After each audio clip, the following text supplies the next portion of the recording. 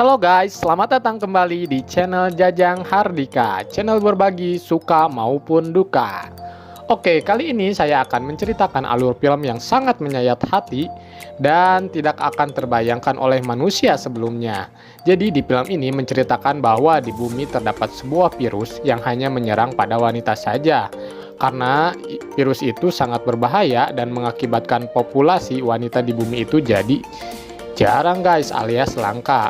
Nah, kali ini saya akan menceritakan alur film Life of My Life. Awal film memperlihatkan seorang ayah yang sedang menemani anak perempuannya untuk tidur. Dan sebelum tidur, seperti biasa sang ayah selalu menceritakan dongeng kepada anaknya. Anak itu sebut saja dengan nama Ray. Di sini sang ayah menceritakan tentang pahitnya sebuah kehidupan di luar sana. Sebenarnya Rek sendiri seorang perempuan yang didandani oleh ayahnya sehingga menyerupai anak laki-laki. Alasannya mengingat populasi wanita di bumi sudah jarang dan langka. Oleh sebab itu sang ayah menyembunyikan identitas Rek supaya tidak diburu oleh orang-orang. Di pagi harinya mereka keluar untuk berjalan-jalan dan menghirup udara segar. Namun ketika mereka kembali ke tenda ternyata di sana ada orang nih guys. Sang ayah pun dengan sigap mengusir orang itu dan melarang untuk mendekati tendanya. Karena kejadian itu pun mereka memutuskan untuk pergi dari daerah itu. Meskipun ayahnya tak tahu arah dan tujuan mau kemana, mengingat peristiwa wabah yang mematikan sudah tersebar sekitar 10 tahun yang lalu dan mengakibatkan tingkat kriminal itu tinggi dan tidak terkendali. Akhirnya mereka memutuskan untuk pergi. Nah, semenjak itu Pin pun sangat takut akan kejahatan yang akan menimpa putrinya dan berusaha untuk menjauhkannya dari kehidupan bermasyarakat. Tiba saatnya mereka menemukan sebuah rumah kosong. Pin pun mencoba masuk dan memastikan bahwa rumah itu tidak ada penghuninya. Setelah berkeliling, ternyata benar rumah itu kosong dan tidak ada penghuni. Sampai-sampai peralatan di sana tertutup dengan debu. Rek pun meminta kepada ayahnya untuk tinggal sementara di rumah itu. Awalnya sang ayah menolak untuk tinggal di rumah itu karena Rek yang bersikeras memaksa.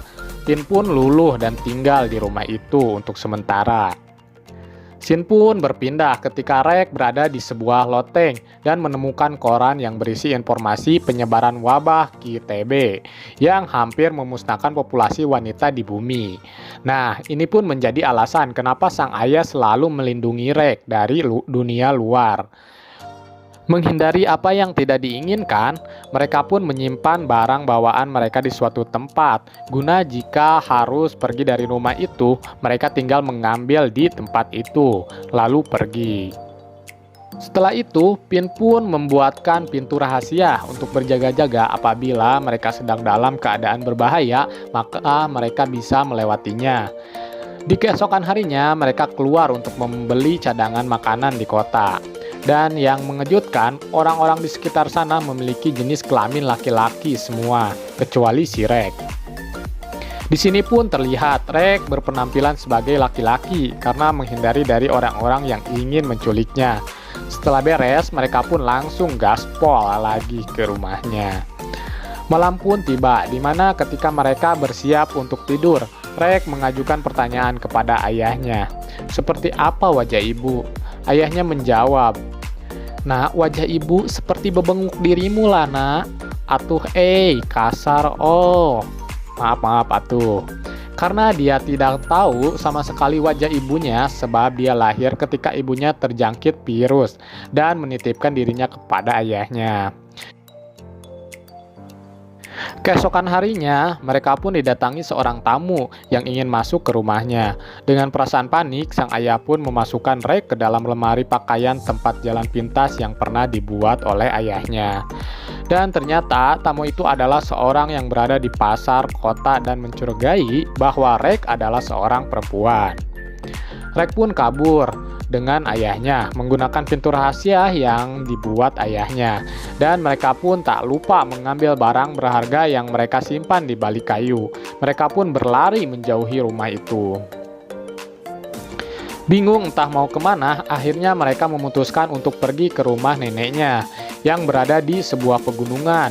Berjam-jam pun dilewati hingga mereka melewati badai salju. Sampai di sana mereka pun langsung masuk dan ternyata di sana terdapat 3 orang asing yang katanya menemukan rumah ini dalam keadaan roboh. Hingga mereka pun memperbaikinya. Di sini diceritakan bahwa neneknya Rex sudah meninggal ya guys. Oleh karena itu mereka pun diizinkan untuk tinggal di sana dan mendapatkan ruangan sendiri karena punya jasa mungkin ya atas rumah itu. Di sini Pin tidak mengenalkan identitas pribadi Rex karena takut ada hal yang tidak diinginkan terjadi di rumah itu. Setelah diselidiki, ternyata 3 pria itu adalah orang yang sangat taat pada keyakinannya. Si Pin pun melihat mereka sedang membaca Alkitab di ruangan tengah dengan hikmat dan tak ada tanda-tanda kejahatan dari mereka. Tapi Pin tetap waspada dengan membawa Rex ke sebuah gubuk tempat bermain saat waktu kecil dengan neneknya. Sesampainya di sana, si Pin mengajak kembali dan menyuruh Rex untuk menunjukkan jalan kembali pulang.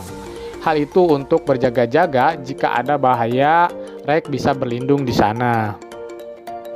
Scene berpindah ketika Rex yang sedang bermain seluncuran dan diajarkan cara berburu oleh salah satu pria di rumah itu dengan senapan yang ia miliki. Dan di suatu waktu, salah satu pria itu menanyakan kepada sang ayah, "Apakah dia putrimu?" Ternyata di sini salah satu pria yang ada di rumahnya itu sudah mengetahui nih guys bahwa si Rex itu perempuan. Mungkin di sini karena keseringan mereka berinteraksi, jadi mereka tahu bahwa Rex adalah seorang perempuan. Karena sang ayah sudah percaya pada pria itu dan temannya itu orang baik, sang ayah pun mengungkapkan bahwa dia itu benar perempuan. Berpindah ke malam hari. Ketika itu terlihat sang ayah dan salah satu pria itu sedang mengobrol.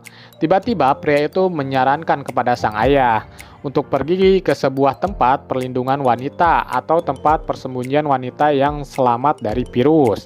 Hal itu berguna untuk keselamatan Rex karena populasi wanita mulai langka dan tak menutup kemungkinan Rex bisa jadi incaran para pria di luar sana. Keesokan harinya, rumah mereka pun didatangi 3 orang pria di luar rumah yang tidak dikenal mereka. Dan ketika sang ayah bertanya pada seseorang di rumah itu, dia malah terdiam dan menutup kamarnya. Mungkin di sini dia sudah tahu bahwa orang itu adalah orang jahat yang ingin mencari Pin dan Rex karena dia sudah tahu keberadaan mereka berdua di rumah itu.